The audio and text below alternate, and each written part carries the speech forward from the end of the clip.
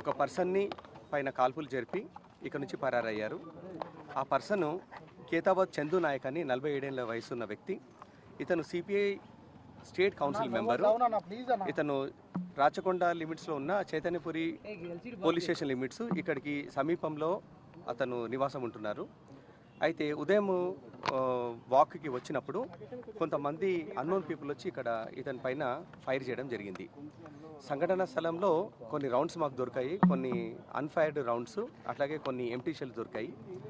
ప్రస్తుతము దర్యాప్తు కొనసాగుతుంది. ఈ కారులో ఉన్న వ్యక్తులు ఎక్కడి నుంచి వచ్చారు ఆ రూట్స్ అన్ని వెరిఫై చేస్తున్నాము. ఈ ప్రాంతంలో సీసీటీవీ కెమెరాలు వెరిఫై చేసి అనుమానితులు ఎవరని చెప్పి వాళ్ళను వెరిఫై చేసే దర్యాప్తు కొనసాగుతుంది.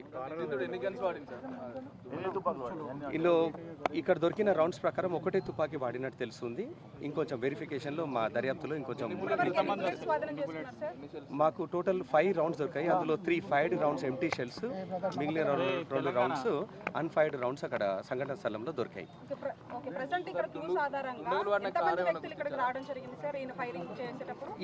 ఈ సంఘటనలో 3 లేదా 4 వ్యక్తులు ఇన్వాల్వ్ అయ్యారని చెప్పి ప్రాథమికంగా తెలుస్తుంది.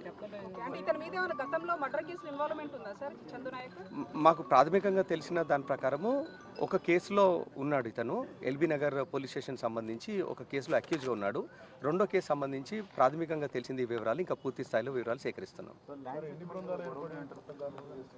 ప్రస్తుతం ఒకటే బృందం వచ్చినట్టు అనుమానిస్తున్నాము. అవి ఇంకా దర్యాప్తులో ఉంది. ఆ వివరాలు ఇంకా పూర్తిగా తెలియలేదు. లేదు, వాళ్ళకు గతంలో రైవల్రీ ఉన్నట్టుగా అనుమానిస్తున్నాం. పాత కక్షల నేపథ్యంలో జరిగిన మర్డర్గా భావిస్తున్నాం.